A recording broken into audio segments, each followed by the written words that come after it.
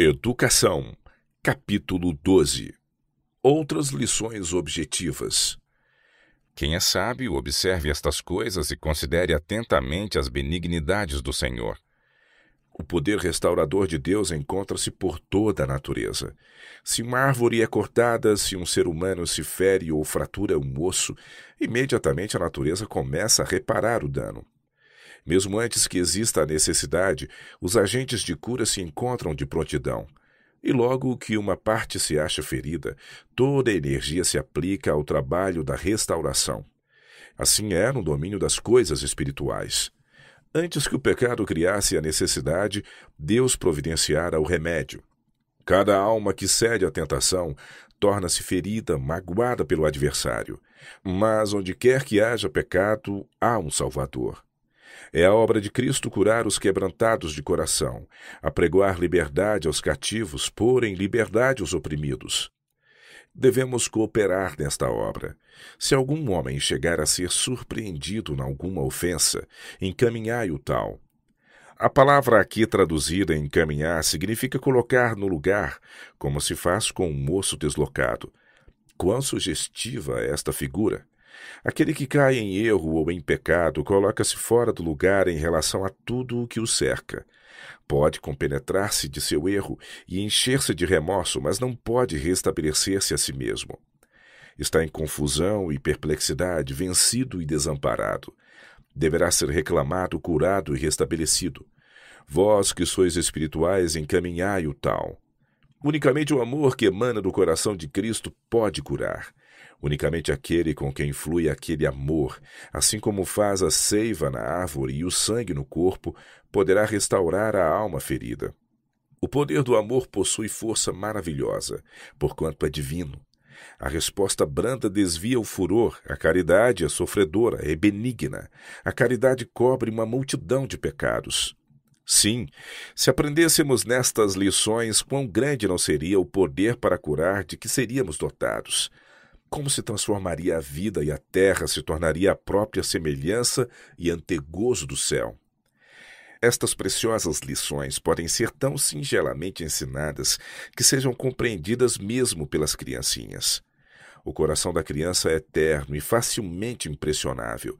E se nós, os que somos mais idosos, nos tornamos como meninos, e se aprendemos a simplicidade, mansidão e o terno amor do Salvador, não encontramos dificuldades em tocar o coração dos pequenos e ensinar-lhes o restaurador ministério do amor. A perfeição existe tanto nas menores como nas maiores obras de Deus. A mão que sustém os mundos no espaço é a que modela as flores do campo. Examinai ao microscópio as menores e mais comuns das flores que ficam ao lado do caminho e notai em todas as suas partes delicada beleza e perfeição. Da mesma maneira, a verdadeira excelência pode ser encontrada na menor faina. As tarefas mais comuns exercidas com amorosa fidelidade são belas à vista de Deus. Uma atenção conscienciosa para com as pequenas coisas fará de nós coobreiros seus e conquistar-nos-á a aprovação daquele que tudo vê e sabe. O arco-íris, estendendo pelo céu a sua luz, é um sinal do concerto eterno entre Deus e toda a alma vivente. E o arco-íris, em redor do trono dos céus, é também para os filhos de Deus um sinal de seu concerto de paz. Assim como o arco nas nuvens resulta da união da luz solar e da chuva, o arco acima do trono de Deus representa a união de sua misericórdia e justiça. Deus diz à alma pecadora, mas arrependida: vive, já achei resgate. Jurei que as águas de Noé não inundariam mais a terra. Assim jurei que não me irarei contra ti, nem te repreenderei. Porque as montanhas se desviarão e os outeiros tremerão, mas a minha benignidade não se desviará de ti, e o conserto da minha paz não mudará, diz o Senhor que se compadece de ti. A mensagem das estrelas. As estrelas também têm uma mensagem de bom ânimo para cada ser humano. Naquelas horas que sobrevêm a todos, nas quais desfalece o coração e a tentação nos oprime rudemente, nas quais os obstáculos parecem insuperáveis, impossíveis de consecução os objetivos da vida, e as suas lisonjeiras promessas semelhantes às maçãs de Sodoma, onde então se poderá encontrar ânimo e firmeza, como naquela lição que Deus nos ordena aprender das estrelas e em seu curso imperturbável? Levantai ao alto os vossos olhos e vede quem criou estas coisas, quem produz por conta o seu exército, quem a todas chama pelos seus nomes. Por causa da grandeza das suas forças e pela fortaleza de seu poder, nenhuma faltará. Porque, pois, dizes, ó Jacó, e tu falas, ó Israel, o meu caminho está encoberto ao Senhor, e o meu juízo passa de largo pelo meu Deus. Não sabes, não ouviste que o eterno Deus, o Senhor, o Criador dos fins da terra, nem se cansa, nem se fatiga? Não há esquadrinhação do seu entendimento. Dá esforço ao cansado e multiplica as forças ao que não tem nenhum vigor. Não temas, porque eu sou contigo. Não te assombres, porque eu sou o teu Deus. Eu te esforço e te ajudo e te sustento com a destra da minha justiça. Eu, Senhor teu Deus, te tomo pela tua mão direita e te digo, não temas que eu te ajudo. A palmeira batida pelo sol, causticante pela terrível tempestade de areia, permanece verde, florescente e frutífera no meio do deserto. Suas raízes são alimentadas por fontes vivas.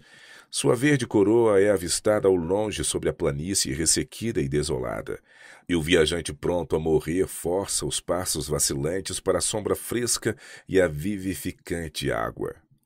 A árvore do deserto é um símbolo daquilo que é intento de Deus seja neste mundo a vida de seus filhos. Devem guiar as fontes vivas às almas sedentas, cheias de inquietação e prontas a perecer no deserto do pecado. Devem mostrar a seus semelhantes aquele que faz o convite: se alguém tem sede, venha a mim e beba. O vasto e profundo rio que oferece caminho ao tráfego e viagens dos povos é tido na conta de um benefício ao mundo inteiro. Mas que dizer dos regatozinhos que auxiliam a formar aquele nobre rio? Se não fossem eles, o rio desapareceria. A sua própria existência depende deles. Semelhantemente, homens há que, chamados a dirigir alguma grande obra, são honrados como se o êxito fosse devido a eles tão somente. Mas esse êxito exigiu a fiel cooperação de quase inumeráveis obreiros mais humildes, obreiros de quem o mundo nada conhece. Trabalhos que não recebem louvores ou reconhecimento de outrem são a sorte que toca a maior parte dos que mourejam no mundo. E muitos se enchem de descontentamento com tal sorte. Têm a impressão de que sua vida não é aproveitada, mas o regatozinho que segue silenciosamente através de bosques e prados, levando saúde, fertilidade e beleza, é tão útil em sua marcha como o grande rio. Contribuindo para a vida do rio, auxilia-o a conseguir aquilo que só jamais poderia ter conseguido. Desta lição muitos necessitam. O talento é por demais idolatrado e cobiçadas excessivamente as posições. Muitos há que nada fazem a menos que sejam reconhecidos como dirigentes. Muitos são os que, não recebendo louvores, não têm interesse no trabalho. O que precisamos aprender é fidelidade em fazer o maior uso das faculdades e oportunidades que temos e ter contentamento na parte que o céu nos designou. Lições de confiança. Pergunta agora às alimárias, e cada uma delas te ensinará, e às aves do céu, e elas te farão saber. Até os peixes do mar te contarão. Vai ter com a formiga, olha para os seus caminhos, olhai as aves, considerai os corvos. Não devemos meramente falar às crianças a respeito dessas criaturas de Deus. Os próprios animais devem ser seus professores. As formigas nos ensinam lições de paciente operosidade, perseverança em superar obstáculos, providência para o futuro. E os pássaros são ensinadores da suave lição da confiança. Nosso Pai Celestial diz prover alimento, mas devem eles recolhê-lo, construir o ninho e criar a prole. A cada instante se acham expostos a inimigos que procuram destruí-los. Entretanto, quão animosamente prosseguem com seu trabalho, quão repletos de alegria são os seus pequenos hinos. Quão bela é a descrição que o salmista faz do cuidado de Deus pelas criaturas dos bosques. Os altos montes são um refúgio para as cabras monteses e as rochas para os coelhos. Ele envia as fontes a correrem por entre as colinas, onde os pássaros têm sua habitação, cantando entre os ramos. Todas as criaturas dos bosques e colinas fazem parte de sua grande família. Abre sua mão e satisfaz os desejos de todos os viventes. A águia dos Alpes é algumas vezes derribada pela tempestade nos estreitos desfiladeiros das montanhas. A esta poderosa ave das florestas rodeiam nuvens tempestuosas, cujas negras massas a separam dos píncaros batidos de sol em que ela estabeleceu o lar. Parecem frutíferos seus esforços para escapar.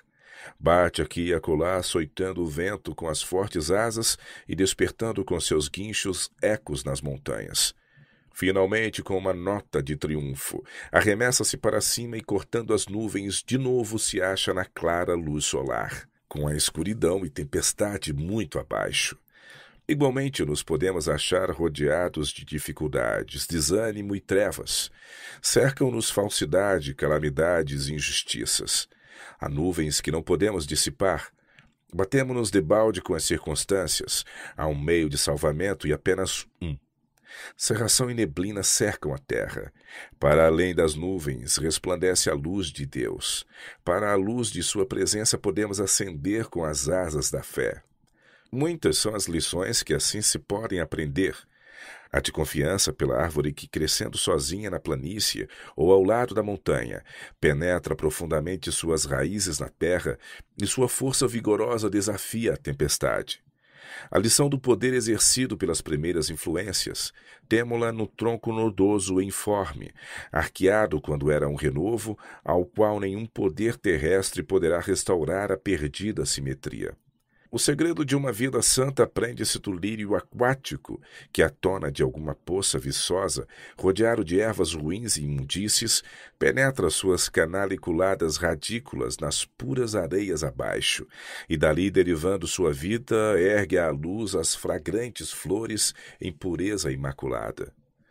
Destarte, enquanto as crianças e jovens obtêm conhecimento dos fatos por meio de professores e compêndios, aprendam por si mesmos a tirar lições e discernir verdades. Nos seus trabalhos de jardinagem, interroguem-nos sobre o que aprendem com o cuidado das suas plantas. Olhando eles para uma bela paisagem, perguntem-lhes por que Deus vestiu os campos e os bosques com tais matizes formosos e variados. Por que não foi tudo colorido com um fusco sombrio?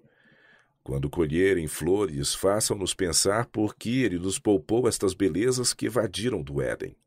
Ensinem-nos a observar por toda a parte na natureza as manifestas evidências do pensamento de Deus para conosco e a maravilhosa adaptação de todas as coisas à nossa necessidade e felicidade.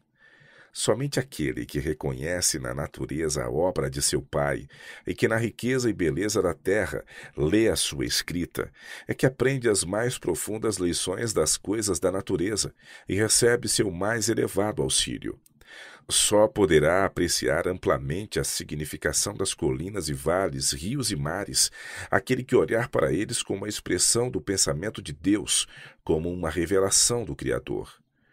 Muitas ilustrações da natureza são empregadas pelos escritores da Bíblia, e, observando nós as coisas do mundo natural, habilitamo-nos sob a guia do Espírito Santo para compreender mais amplamente as lições da Palavra de Deus.